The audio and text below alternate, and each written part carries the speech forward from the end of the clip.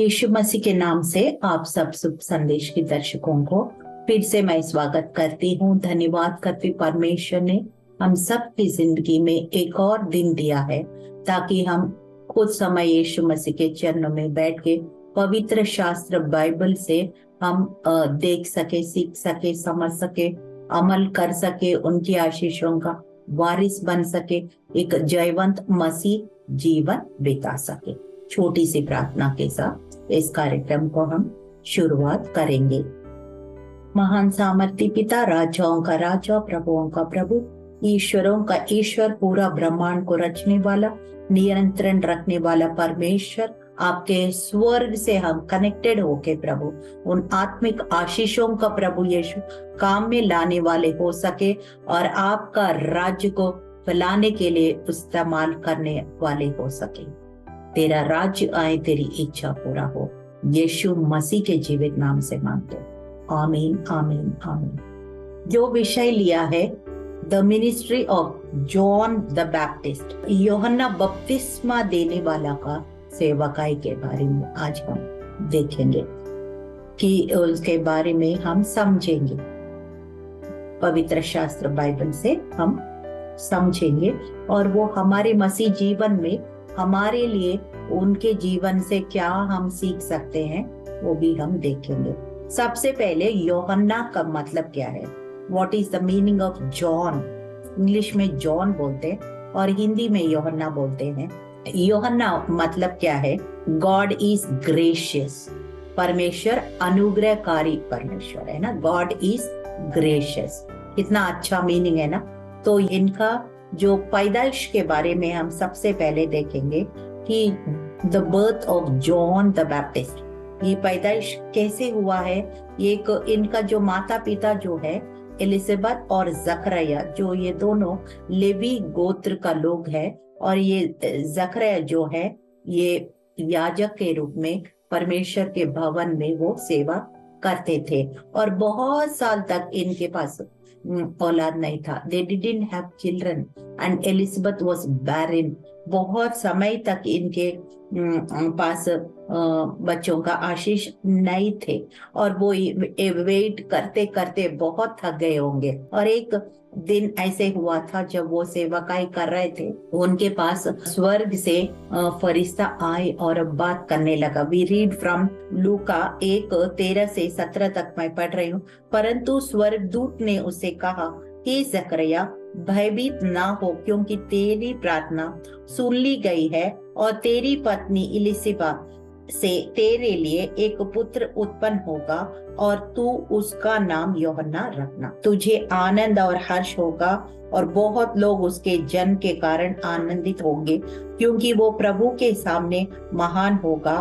दाखरस और मदिरा कभी न पिएगा और अपनी माता के गर्भ ही से पवित्र आत्मा से परिपूर्ण हो जाएगा। इस्राएलियों में से बहुतेरों को उनके प्रभु परमेश्वर की ओर फेरेगा।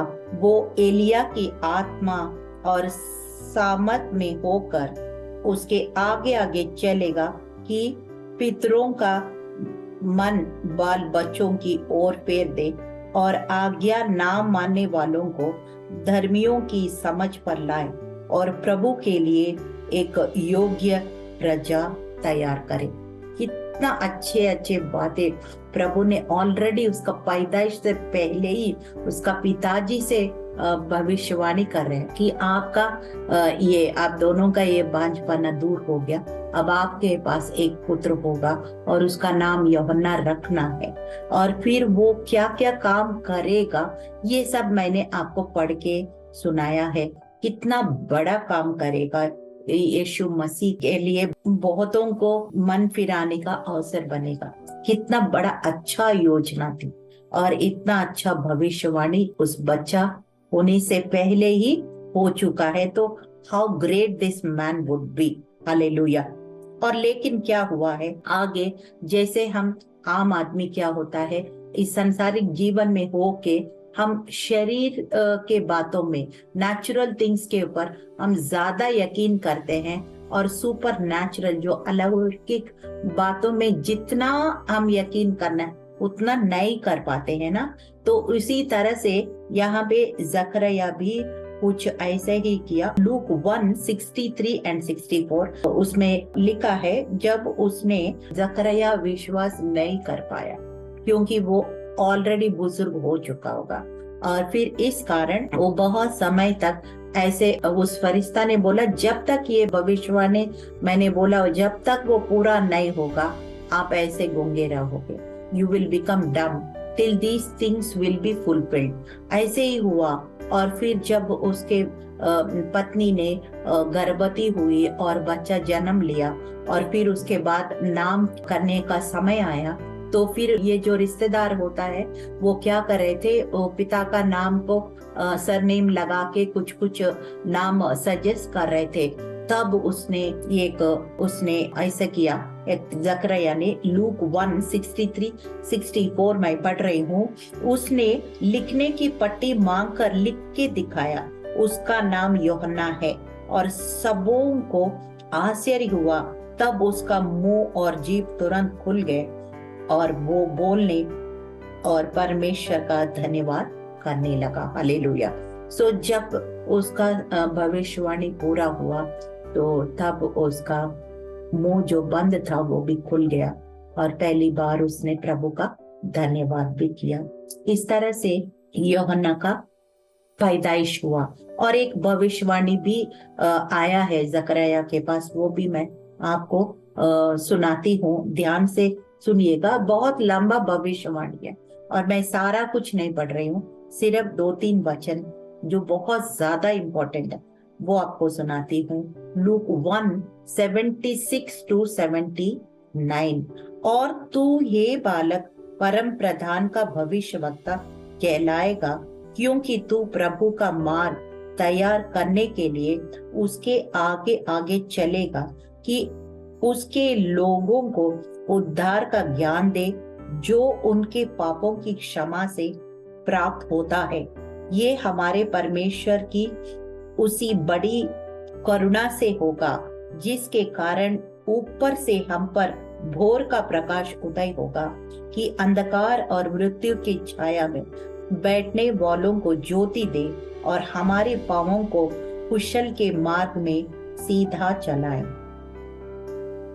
तो एक और बड़ी भविष्यवक्ता हुआ है, किस तरह से ज्ञान से ये यूहन्ना बपतिस्मा देने वाला प्रकाशन होगा और फिर वो पाप की क्षमा के लिए वो लोगों को कारण बनेगा कि और परमेश्वर की करुणा उनके ऊपर होगा, और फिर वो अंधकार से बैठने वालों को, मृत्यु के छाया में जो बैठने वालों को ज्योति देने का कारण बनेगा और शांति का मार्ग में लाने को कारण बनेगा। कितना बड़े बड़े असाइनमेंट्स उसको पैदाइश से पहले ही इसके ऊपर दिया गया है। और बहुत सारे जो यीशु मसीह का जो जीवन का और इनका बहुत सिमिलैरिटीज है, और फिर ये रिश्तेदारी में भी है, क्योंकि सिर्फ यीशु मसीह का और यूहन्ना बपतिस्मा देने वाला सिर्फ 6 महीने बड़े हैं। और फिर एलिजाबेथ और मेरी जब दोनों गर्भवती थे और फिर उसका एलिजाबेथ का जो पेट में से वो बच्चा उछलते हुए वो महसूस करती है, और फिर वो मेरी गीत भी गाती है। तो इस तरह से बहुत सारे बातें हम इससे पैदाइश से पहले ही भविष्यवाणी किया है। परमेश्वर का उद्देश्य इनके ऊपर है, ये हम देखते हैं। और फिर हम देखते हैं कि नेक्स्ट स्टेप क्या है, कि ये जॉन द बैप्टिस्ट बपतिस्मा देने वाला क्यों कहते हैं, उसको सबसे बड़ी सेवकाई यूहन्ना का क्या था, कि he was baptizing people in the river Jordan। यरदन नदी में बहुत लोग का ये बपतिस्मा देने लगा। ये हम वचन में पढ़ते हैं, लूका 3:3-5 मैं पढ़ रही हूँ। वो यरदन के आसपास के सारे प्रदेश में जाकर पापों की क्षमा के लिए मन फिराव का बपतिस्मा का प्रचार करने लगा, मन फिराव का बपतिस्मा देने लगा। जैसे यशायाह भविष्यवक्ता के कहे हुए वचनों की पुस्तक में लिखा है, जंगल में एक पुकारने वाला का शब्द हो रहा है कि प्रभु का मार्ग तैयार करो, उसकी सड़कें सीधा बनाओ। हर एक घाटी भर दी जाएगी, हर एक पहाड़ और टीला नीचा किया जाएगा, और जो टेढ़े है सीधा, और जो ऊंचा नीचा है वो चौरस मार्ग बनेगा। इस तरह से बहुत सारे लोग को यरदन के पास बपतिस्मा देने का सेवकाई यूहन्ना ने दिया है। उसको इसलिए he was called by the title John the Baptist, इसके वजह से इसको यूहन्ना बपतिस्मा देने वाला कहते हैं, क्योंकि उनका जो मेजर जो एरिया ऑफ मिनिस्ट्री है वो बपतिस्मा देना। और इवन यीशु मसीह को भी उसने बपतिस्मा दिया है, और फिर बपतिस्मा देने से पहले लोगों को अच्छी तरह से मन फिराव का प्रचार करता था, और वो लोग जब मन फिराते थे और उनको बपतिस्मा भी देते थे। हम इस बात को देखते हैं मत्ती 3:1-2 मैं पढ़ रही हूँ। उन दिनों में यूहन्ना बपतिस्मा देने वाला आकर यहूदियों को यहूदिया के जंगल में ये प्रचार करने लगा, मन फिराओ क्योंकि स्वर्ग का राज्य निकट आ गया है। लोगों को मेन जो मैसेज है यूहन्ना बपतिस्मा देने वाला का जो सेंट्रल मैसेज क्या है कि मन फिराओ क्योंकि स्वर्ग राज्य निकट आ गया है। Repent for the kingdom of God is eight hand, यही इनका जो सेंट्रल मैसेज है। फिर आगे हम 5 और 6 में देखते हैं, तब यरूशलेम और सारे यहूदिया और यरदन के आसपास के सब स्थानों को लोग उसके पास निकल आए। उन्होंने अपने अपने पापों को मानकर यरदन नदी में उससे बपतिस्मा लिया है। Hallelujah. This is the way he made people to repent of their sins and he gave them baptism. Hallelujah.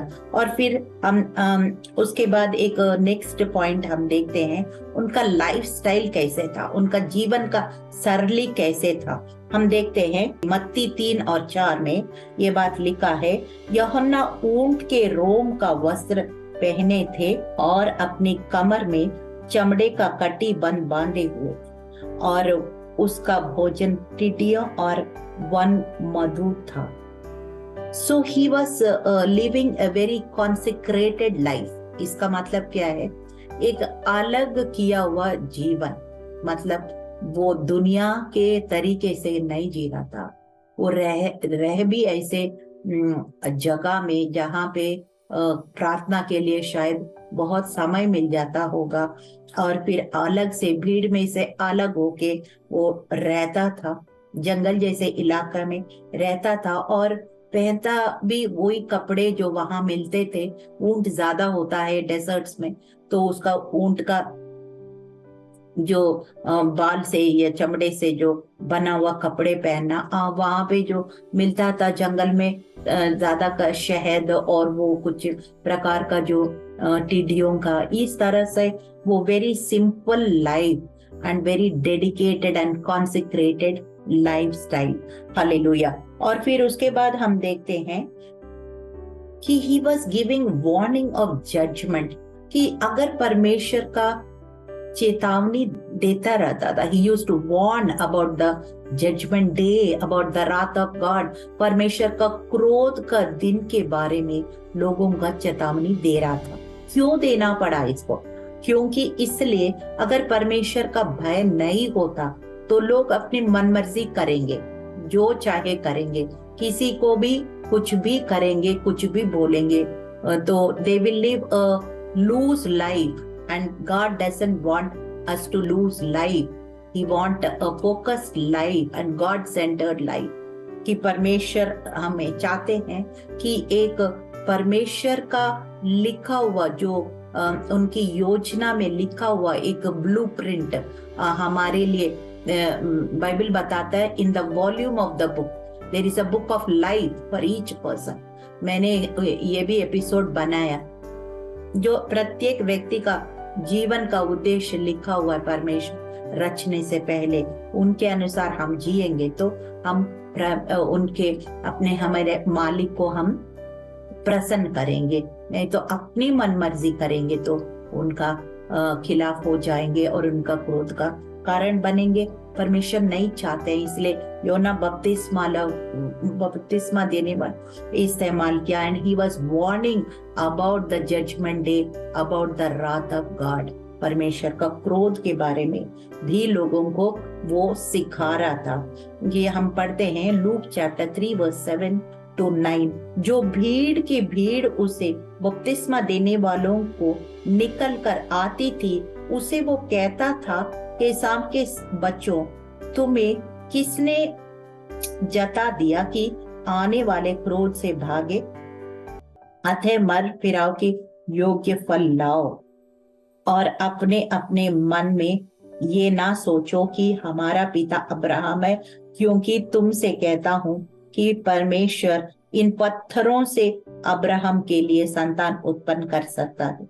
कुलाड़ा पेड़ों के जड़ पर धरा है, इसलिए जो पेड़ अच्छा फल नहीं लाता वो काटा और आग में झोंका जाता है। So he is warning about the judgment. Don't think that you are the children of Abraham. क्योंकि हम जेनेसिस 12:1-3 में हम पढ़ते हैं, जो अब्राहम की हम सब वंश है। तो आप सोच रहे हैं मैं अब्राहम का वंश है तो मैं कुछ भी करूं? ऐसे नहीं होता है कि अब्राहम का वंश है तो अब्राहम का जो क्वालिटीज है वो भी हमको दिखाना पड़ता है। अगर तुम मन फिराव का फल नहीं लाएगा तो परमेश्वर इस पत्थर से भी अब्राहम का पुत्र को पैदा कर सकता है। कि वो काबिल है, मतलब he can do anything for himself, but you be careful। ऐसे करके उसको चेतावनी दे रहे कि अगर तुम मन फिराव का फल नहीं लाएगा, योग्य फल नहीं लाएगा, तो जैसे पेड़ जो फल नहीं लाता है कुछ समय के बाद वो कुलाड़ी से उसको काटा जाएगा, ऐसे ही आपका जीवन व्यर्थ हो जाएगा। इससे पहले आप लोग सुधर जाओ। ऐसे करके वो चेतावनी देता रहा। और फिर आगे हम देखते हैं how he was counselling different categories of people. अलग अलग लोग को अलग अलग तरीके से वो सलाह दे रहा था। काउंसलिंग फारिसीस और सैडूसीस जो धर्म गुरु होते थे उस समय में, जो धर्म को मानते थे जुडाइज्म, उनको क्या कह रहे थे? लूक 3:11, लूका 3:11 लोग बोल रहे हम क्या करना है, हम क्या करना है, हम क्या करना है। तो अलग अलग लोगों को अलग अलग सलाह दे रहे थे। उसने उन्हें उत्तर दिया, जिसके पास 2 कुर्ता हो वो उसके साथ जिसके पास नहीं है बांट लो, और उसके पास भोजन हो वो भी ऐसा ही करो। फारसी और सैडूसी जो है, सदूसी लोग है, फरीसी लोग है, हो सकता वो लोग बहुत लोगों से पैसा छीन छीन कर लेते होंगे, या उसने बहुत कंजूसी का जीवन बिताते होंगे। इसलिए उनको कहा कि जिसके पास 2 है कुर्ते हैं, 1 कुर्ता दे, यानी कि मतलब learn to share with others what you have, be generous.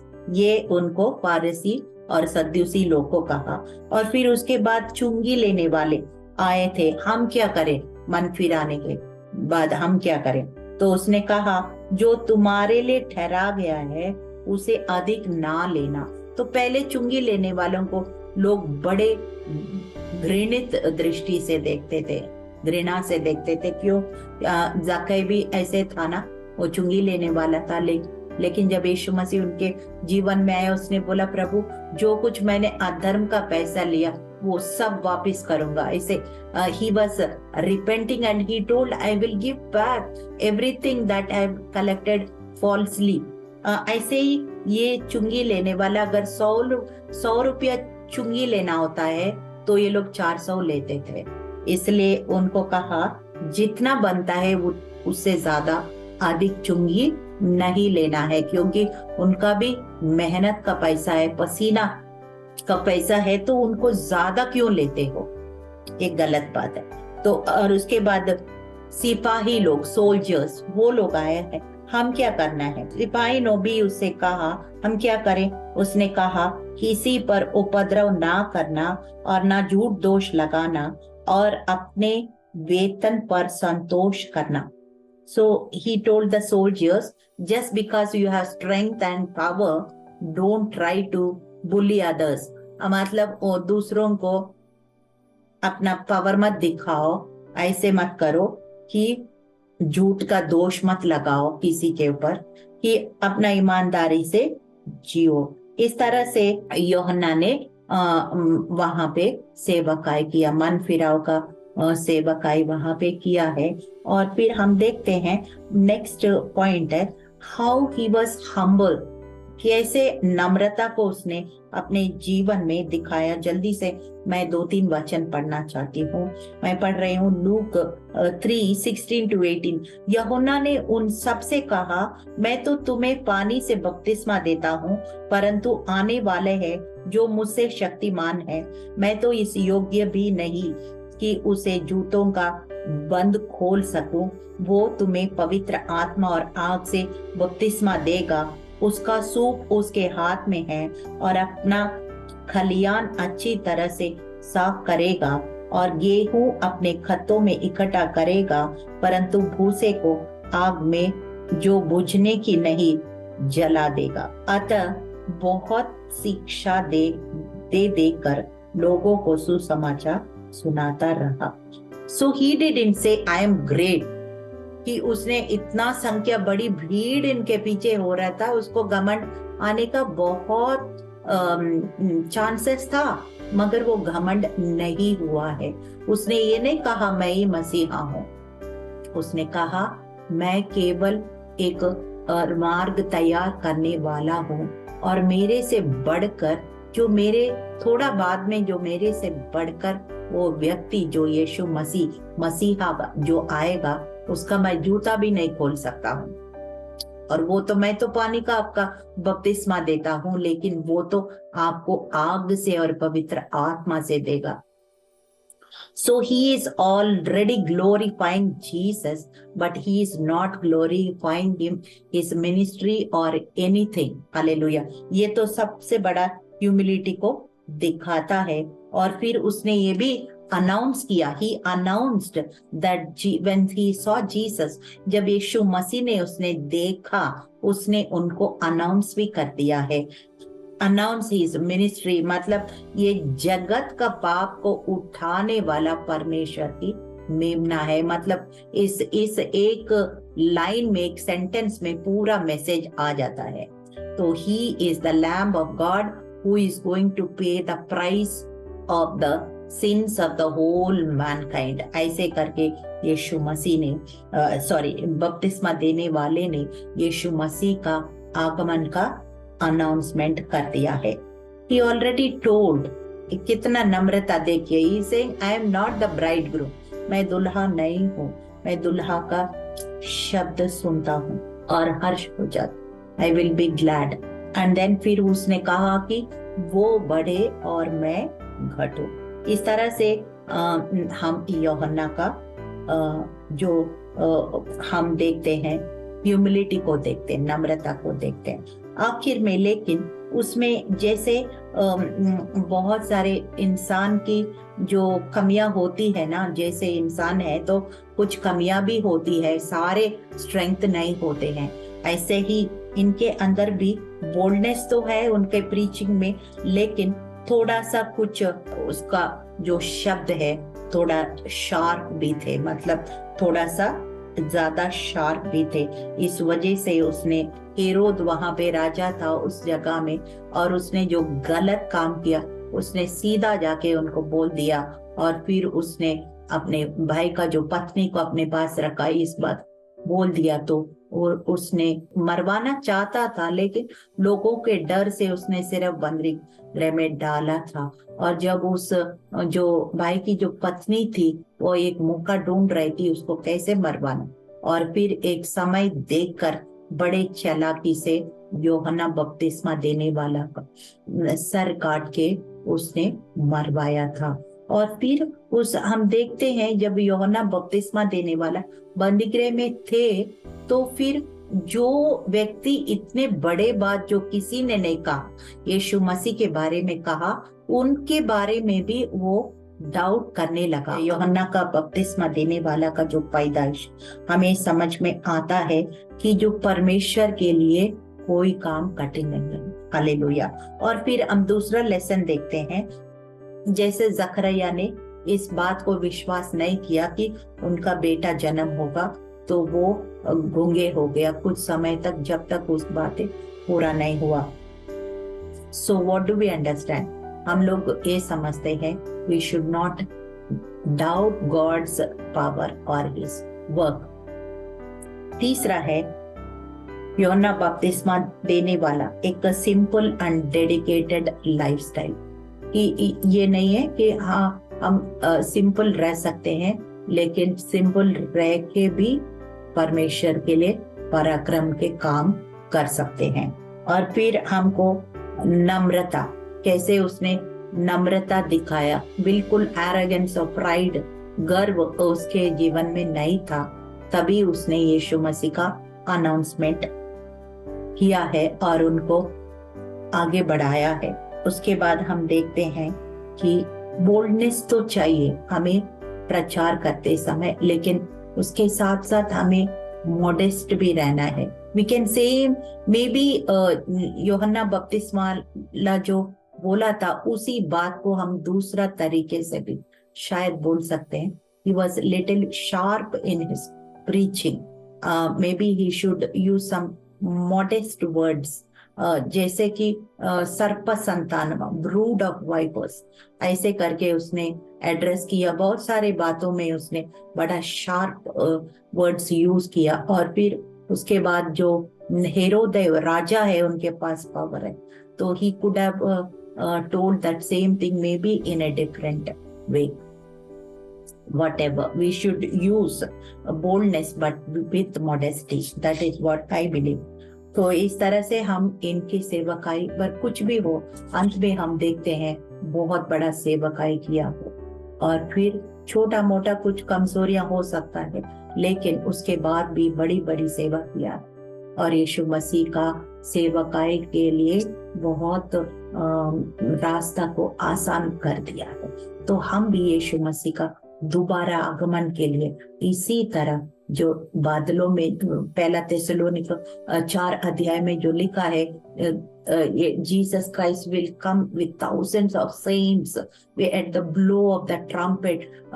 पलक झपकने से पहले यीशु मसीह हजारों संतों के साथ वो आसमान में बादल में कलीसिया को उठाने के लिए आएंगे। तब तक हम अब तैयार होना है और उनको भी तैयार करना है, जैसे यूहन्ना बपतिस्मा वाले ने किया है। छोटी सी प्रार्थना के साथ इस कार्यक्रम को हम समाप्त करेंगे। धन्यवाद प्रभु यीशु, हमने यूहन्ना बपतिस्मा देने वालों का जीवन को, उनके सेवकाई को देखा है। यीशु, कितना महत्व उनका जीवन था प्रभु। उसका पैदाइश से पहले कितना परमेश्वर की फरिश्तों के द्वारा बड़े बड़े भविष्यवाणी हुआ है यीशु।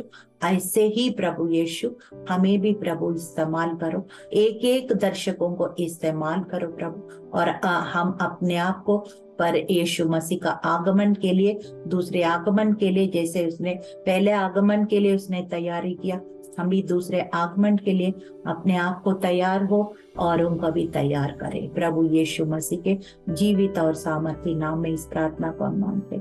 सुनिए, ग्रहण कीजिए परम पिता। आमीन आमीन आमीन।